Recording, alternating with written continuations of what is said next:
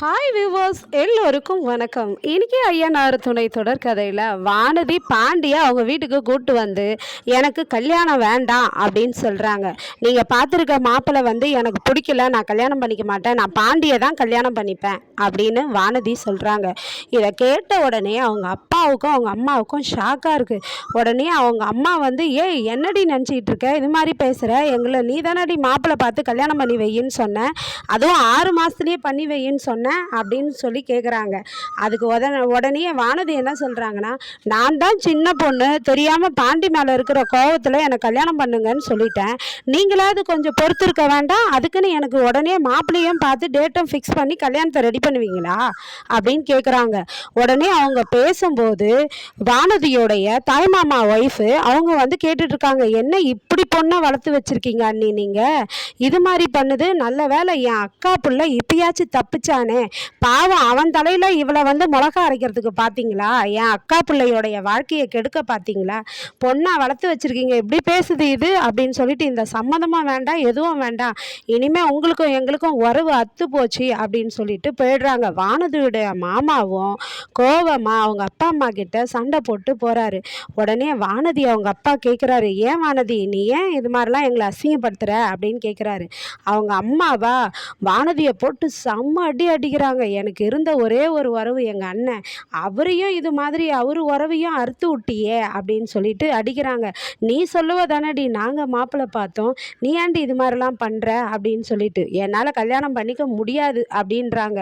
நான் பாண்டியை தான் கல்யாணம் பண்ணிப்பேன் அப்படின்னு சொல்லவோ போட்டு சரியான அடி அடிக்கிறாங்க. பாண்டியும் மடக்கிறாரு, வேண்டாங்க அத்தை விட்டுருங்க அப்படின்னு சொல்லிட்டு, வானதி இது மாதிரி பண்ணதுக்கு நான் உங்ககிட்ட மன்னிப்பு கேட்குறேன், எனக்கும் வானதிக்கும் சண்டை தான், ஆனால் இப்போ சமாதானம் ஆகிட்டோம், அதனால் ப்ளீஸுங்க இதை நடந்ததுக்கெல்லாம் மன்னிச்சிருங்கன்னு கேட்குறாரு. உடனே நீ எதுக்கு தம்பி மன்னிப்பு கேட்குற அப்படின்னு சொல்லிட்டு வானதியுடைய அப்பா சொல்கிறாரு பாண்டிக்கிட்ட, இவளெல்லாம் நீ கல்யாணம் பண்ணிக்காதப்பா, இவளை பெத்த கடமைக்கு நாங்கள் தான் அனுபவிச்சுட்டு இருக்கோம், இவெல்லாம் உன்னை நிம்மதியாகவே வாழ விட மாட்டா, இவளுக்கு வந்து எவனுமே செட் ஆக மாட்டான் அப்படின்னு சொல்கிறாரு. இவெல்லாம் வந்து பண்ணுற அமக்கலெல்லாம் கொஞ்சம் நஞ்சம் இல்லைப்பா, உன் வாழ்க்கையாவது நல்லா இருக்கட்டும், நீ காப்பாற்றிக்கோ அப்படின்றாரு.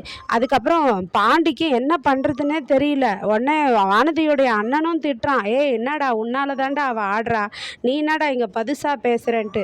அப்புறமா பாண்டியும் வீட்டுக்கு வந்துடுறாரு. வீட்டுக்கு வந்துட்ட பிறகு பாண்டி வந்து சேரன் அண்ணங்கிட்டையும் சோழன் அண்ணங்கிட்டையும் பல்லவன்கிட்டையும் சொல்கிறாரு, இது மாதிரி பெரிய பிரச்சனையாயிடுச்சுன்னா, வானதி இது மாதிரி செஞ்சிருச்சுன்னா, அவளுக்கும் மாப்பிள்ளையை பார்த்துட்டாங்க, அதுக்கப்புறமா நான் போய் நின்னதும் ரொம்ப பிரச்சனையாயிடுச்சு, ஆனால் அவங்க என்ன சொல்லியிருக்காங்கன்னா, என்கிட்ட ஒரு டைம் கேட்டிருக்காங்கன்னா, 6 மாதம் வரையும் டைமுன்னு சொல்லியிருக்காங்கன்னா, அதுக்குள்ளே நான் அவளை கல்யாணம் பண்ணி ஆகணும்னு இருக்காங்க அப்படின்னு பாண்டியன் சொல்கிறாரு.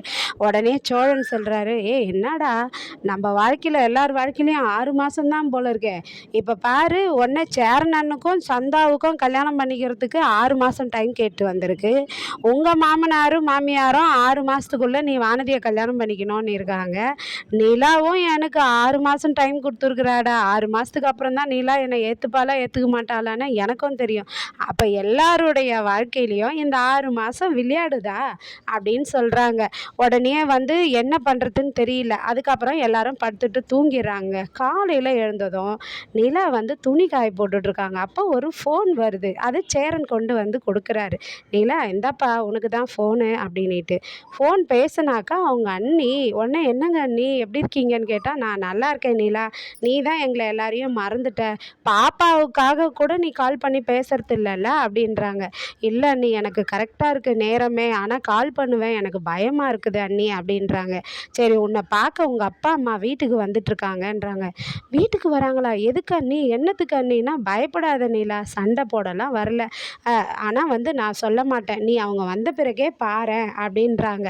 உடனே நாளைக்கு நிலாவுடைய அப்பா அம்மா வராங்க, நாளைக்கு இல்லை இன்னைக்கே வராங்க அவங்க அப்பா அம்மான்னு சொல்லிட்டு சேரன் போயிட்டு சோழனை பல்லவனை எல்லாரையும் தூக்கத்துலேருந்து அடித்து பிடிச்சி எழுப்புறாரு, எழுந்துருங்கடா வீடெல்லாம் க்ளீன் பண்ணுங்கடா, நிலாவுடைய அப்பா அம்மா வராங்கடான்னு.